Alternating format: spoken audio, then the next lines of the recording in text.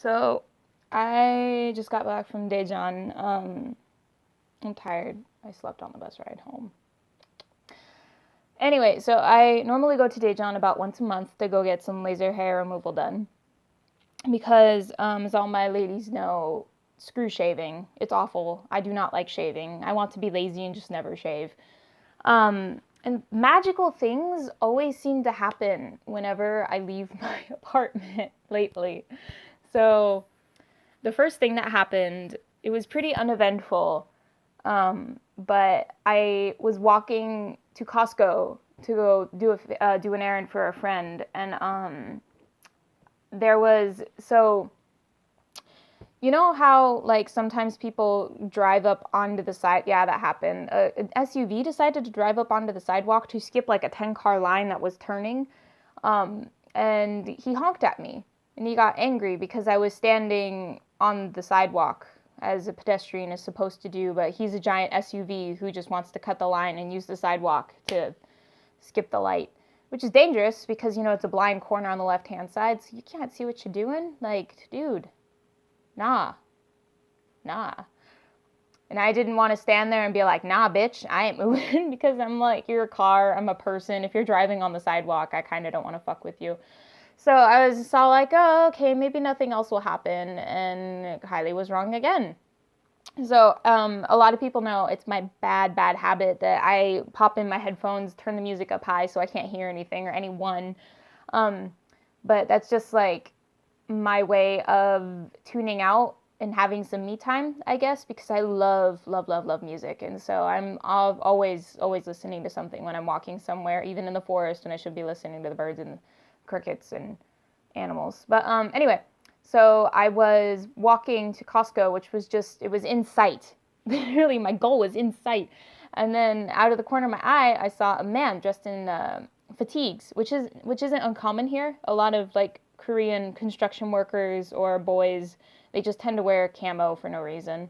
And he was so loud I could hear him over my music, and it honestly scared the shit out of me because it was like someone was yelling at me, and I thought he had a problem with me, so I yanked out a headphone, and I noticed that he had like this huge giant like camping backpack, and then he had like a fanny pack, but it was like a metal bar, a belt, and then on the belt he'd hooked up like a selfie stick, and then he had his camera pointed at his face, and I didn't quite understand what was happening.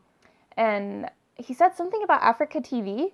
I don't know what that means here in Korea. I know my students tried to tell me about it once, but I was so confused I didn't understand it. I think it's a live stream. I'm not sure. But he was live streaming on his phone to people, I guess. Yeah, there were people in that chat room, and I could see it. But there was a bit of a language barrier between us. And I know a lot of people are like, but Kylie, you've been in Korea for like 2 years. You should know like Korean. You should be fluent in it.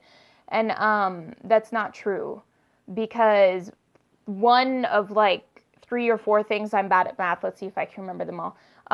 One of 3 or 4 things happen whenever I try to study Korean. Number one is I am lazy. I do procrastinate. This is normal. Number two, I do not like it when people listen to me when I try to speak Korean, because, as an English teacher, there's a fine balance between correcting students and letting them make mistakes and build confidence. And like lower level students, I will happily let them say, there is 2 cats.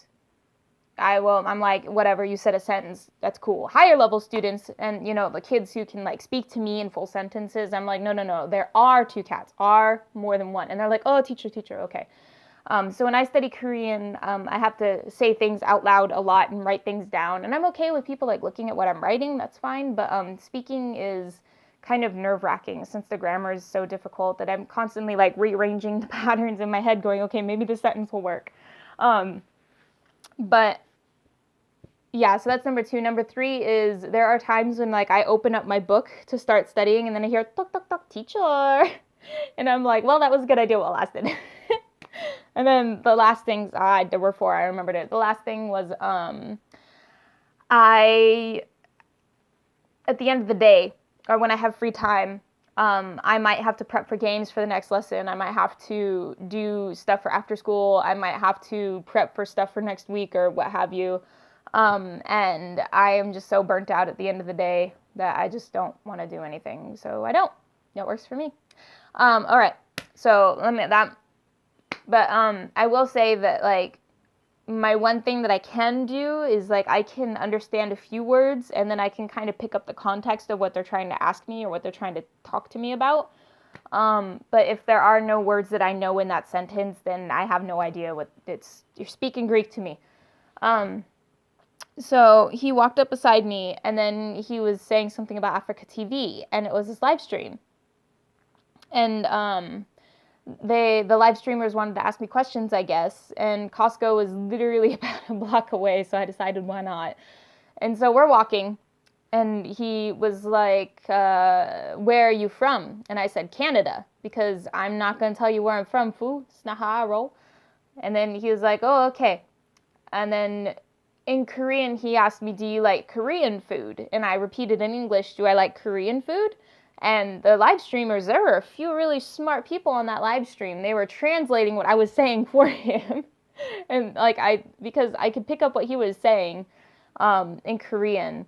And then he switched to, do you like kimchi? And that was pretty much how he said it, but really, really loud. Like, think an American who's drunk at a bar kind of loud. Like, he was like screaming it at me. And I was like, ugh! And I was like, yes, I do. And then he asked me if I could speak Korean in Korean. And I said, I speak a little, but I'm not good. And again, the live streamers translated for him. And it was really funny just watching the live stream because like they were trying to say things to get me to like react. And mind you, I don't have them. Oh, I do. So mind you, I was wearing pants. I just switched because I got home and I'm hot. But this is what I look like when I'm walking down the street, and a lot of people are like,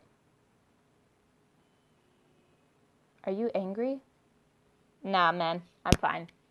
I'm happy. And so one live stream was like, sex.